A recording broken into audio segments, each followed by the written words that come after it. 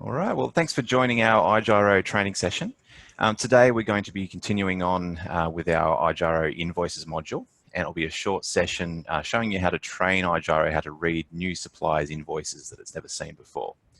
So as you progress, you'll receive invoices from your suppliers, and some of the data can be read just on its own. We also have a full set of rules in there for our national suppliers that when you start up, you'll receive with your database that you get from us. But for anything else, for any new invoices that aren't in this predefined list of suppliers, you can train it for yourself. So if I just open up the invoices module, I'll just be working through these invoices here that I have. So I've got 4 invoices that we'll work through and show you how to train Gyro to read these. All right, so this first one has arrived. It's come in and been assigned to Carpet Court. So it's read the ABN. So this is a new feature that we've had just recently. It's a lot more accurate than it used to be.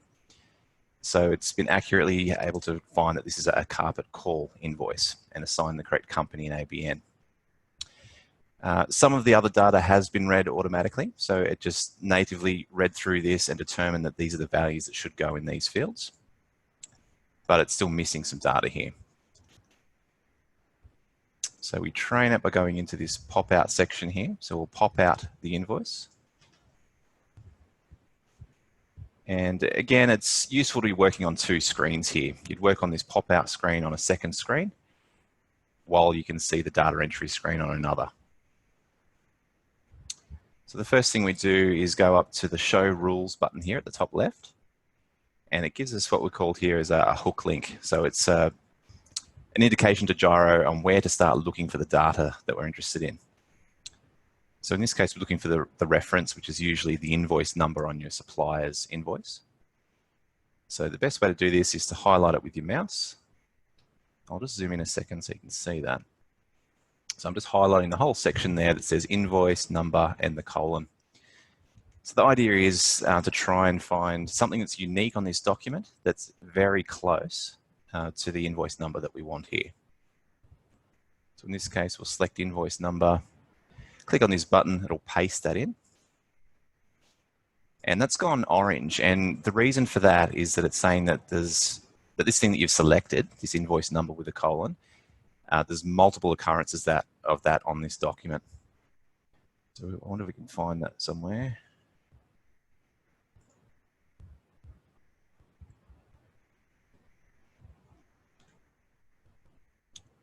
I must just be missing that, but it will be on here a second time somewhere. But that's okay, it'll just look for the first one. Here it is here. So it's telling you that there's more than one occurrence of this thing that you've selected as the hook. So it'll usually select the first one and then find your reference point. So you can highlight and copy just like I've done. You could also right click and copy the text to the clipboard and paste it in. Can, if you prefer, also type in as well. So I'm trying to type the word invoice, and as you're typing, it's giving you suggestions based on what it can read from that document. All right, so you can pick that from the list. So all those methods work equally well. All right, so we'll move on to the order number. Let's see if there's an order number. Here we go, there's an order number here. So it's gone green this time. There's only one occurrence of this hook that we've selected here. And a shortcut is, if it's a single word this works, you can double click and that will highlight that word that you're interested in.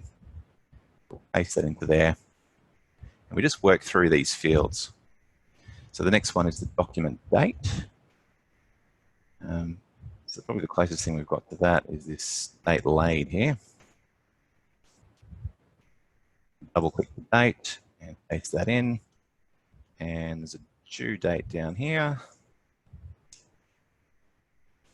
And the date for the due date.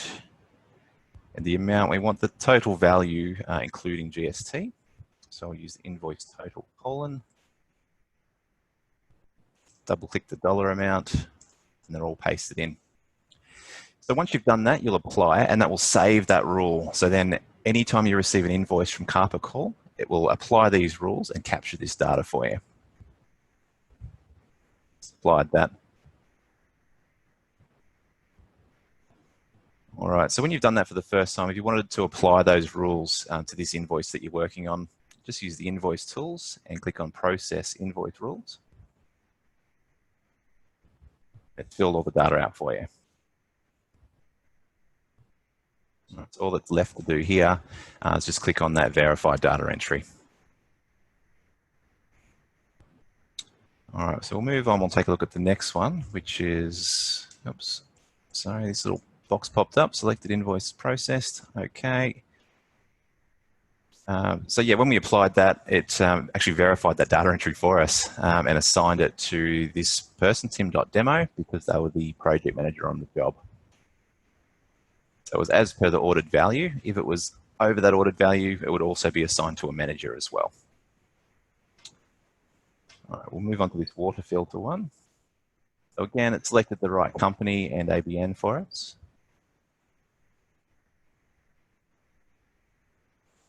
So we'll just go through that process again just to tell it what all these hook links are.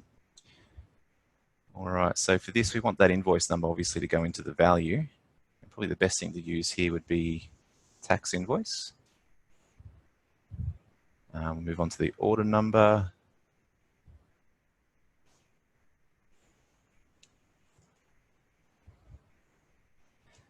So it's fairly quick to work through this, especially as you get used to it.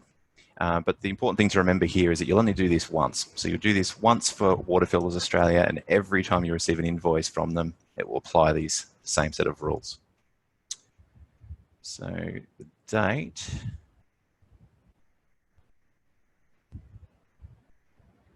Not seeing the date on there, but we've got a due date here.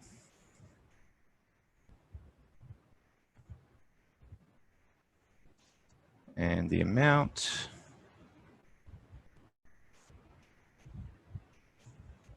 So I might try and find, you don't necessarily need to have the actual line item here.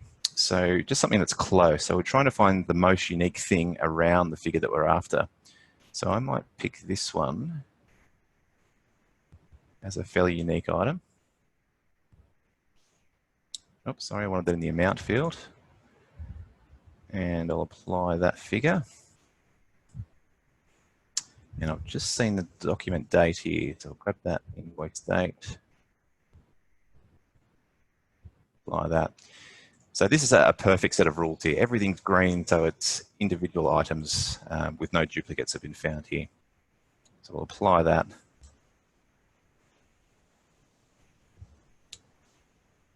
All right, so again, you'd process this invoice rules. Now, if you had a set of these, you might have had maybe 10 invoices you're trying to catch up on from Water Filters Australia. You can highlight the whole lot of them and go to Invoice Tools and process the invoice rules. And it will go through all 10 and populate the information for you.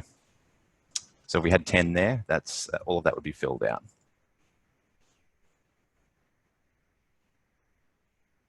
All right, moving on to the next one, we found Morgo's Plumbing. So the reference number, so we'll find the invoice number here.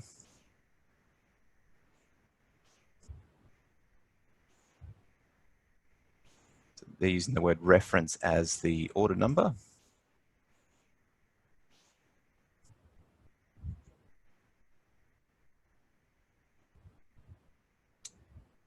I'm not really seeing the, oh, there's the date there. I went straight past it. Invoice date.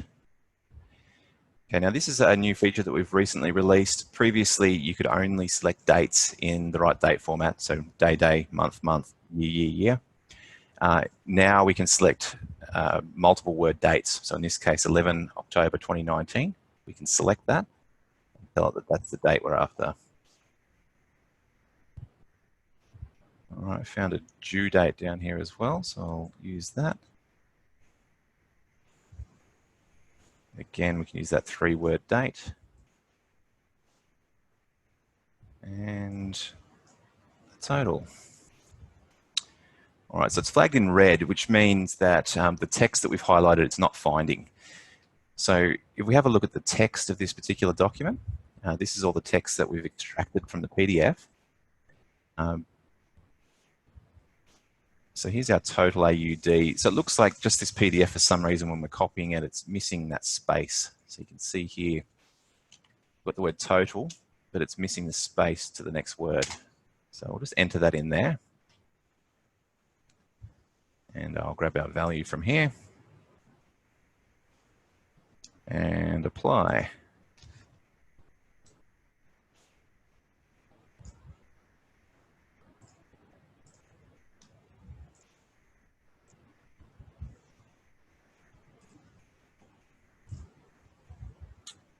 All right, so for the last item we'll go through here, we've got this Bunnings invoice. Let's bring that back across here. So this invoice has got 9 pages. So we're flicking through all of those, and you could see that as it arrived too from this column here. It tells you the number of pages that are on this invoice. So if you have a look at these 9 pages, each one of these is actually a separate invoice. So it could be relating to a separate order, or it could potentially be relating to a totally different job. So we need to split these out. So there's a few ways you can do that. If you're just manually processing this, we can use the Invoice Tools menu and use this Invoice Split option. And by default, we've got the Single Pages option, which will separate each of the 9 pages into individual invoices. We've got custom here, so we can tell it, we could say pages 1 to 2, and then 3 to 9. And that will create 2 documents for us, consisting of the first 2 pages and the remaining pages. Or this phrase one, which I think is the most useful. Now, for something like Bunnings, you probably don't want to use single pages, because there's a good opportunity, or there is that potential there that an invoice in there might have 2 pages. It might be long enough that it spanned across 2 or even 3 pages. So let's close that for a second. So in order to automatically split this when you receive one of these Bunnings invoices, you need to look again for something that's unique on the document. So in this case, Bunnings always has this page 1 of 1. So if there was a document in there that was 3 pages, it would say page 1 of 3. And the next page would be 2 of 3.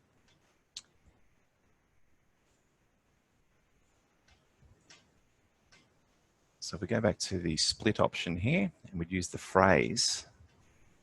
So we type the phrase in here, we type in page 1 of, and that would be enough to tell it how to split these pages out. Notice if we type something in that's not in the page, this field here goes blank. But if you get it right, it will tell you how it's doing the split. All right, so delete the original. If you tick that box and hit the split button, it will delete that 9-page document and leave you with 9 individual documents. I won't.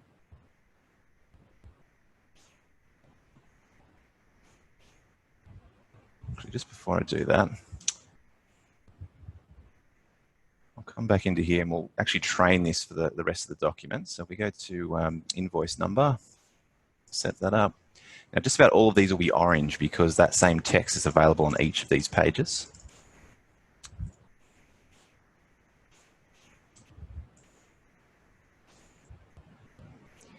Actually, I've typed this section on here just so it will find a purchase order in the system. So I'll use that.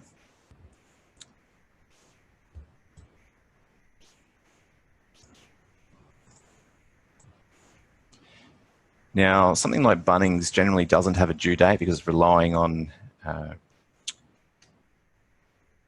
Bunnings setup. So it might be an end of month payment that you have there. So that's a feature that's coming. So we'll get to that as soon as we can. We'll skip over the due date and you'll just have to manually enter that when you receive them. The amount field, put that in here. And apply that.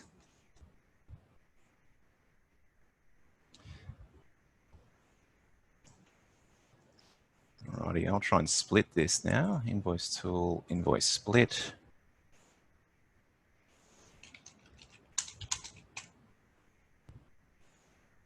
I won't delete the invoice there. I'll just hit the split button.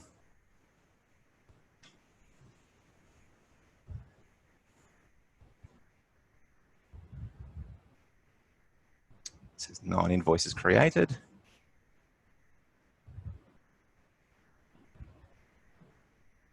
All right, so what this is listing here is the 9 separate invoices that are split out from that document. There's the original one here. So if we tick the delete box, that document would no longer exist. It would be in the deleted folder here.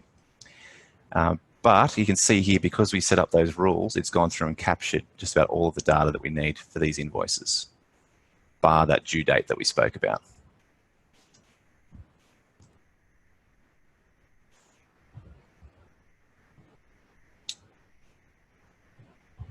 All right, some more advanced settings here as well as this ... button here. And it relies on having the correct company selected. So if an invoice arrives, it couldn't find the company, and hopefully that happens very rarely now that we've got some new algorithms there to find the right suppliers. If we click this button, here's the advanced features here. So one of those is this force ABN from email. So once you've selected your company, you could say anything that comes from Tim Martin, we always want it to apply this ABN. So again, hopefully you don't need that too often.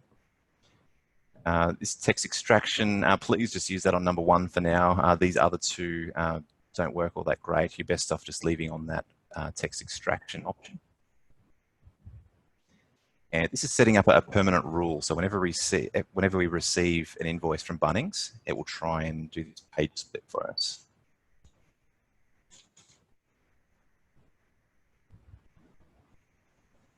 So I'll OK that. Right, so that's Bunnings trained there. I'll just refresh this.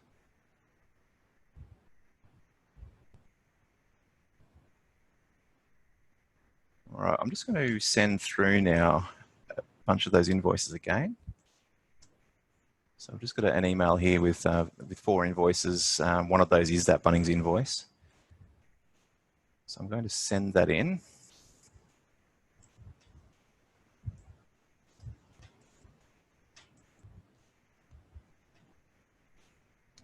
Just wait for a moment for that to process.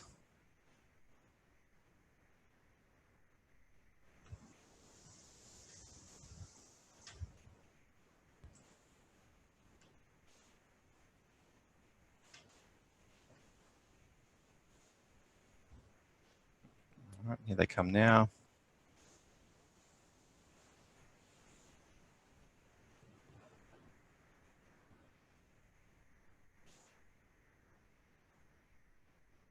Alrighty.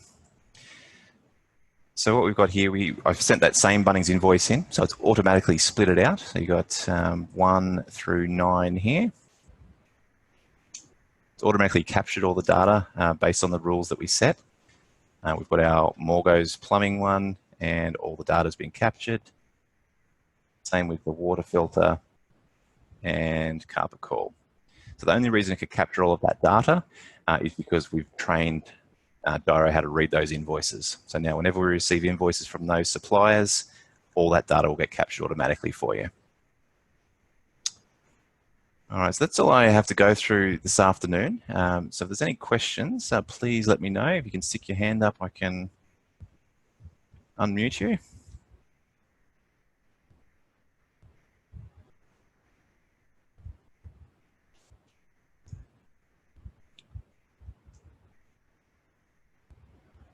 All right, I've got one from Craig. I'll just pop Craig on. Hello, Craig.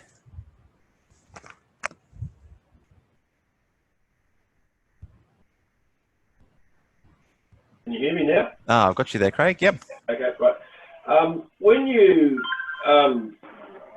upload all these invoices, are they, you do it in job lots or just as they come in each couple of days? Do you do it, you just sort of, you store them and you go, right, job such and such, just load it up, or you just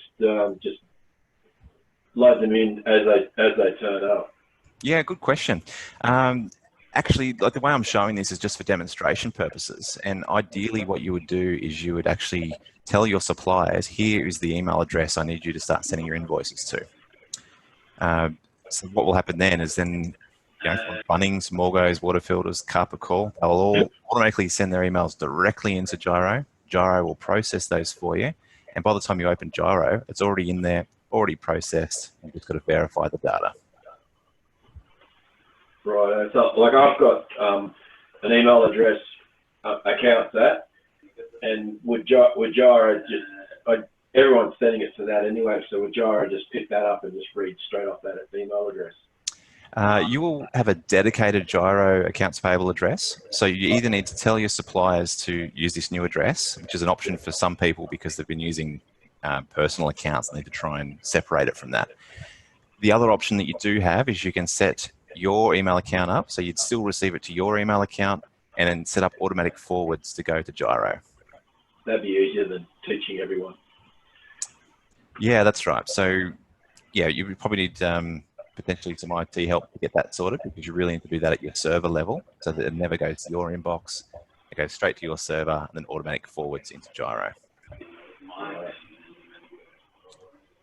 So yeah, so it doesn't matter what order they come in. It can be any number of jobs, any different number of jobs. It doesn't have to be always the same job over and over again. Cool. All right, thanks, Craig. Do we have any other questions?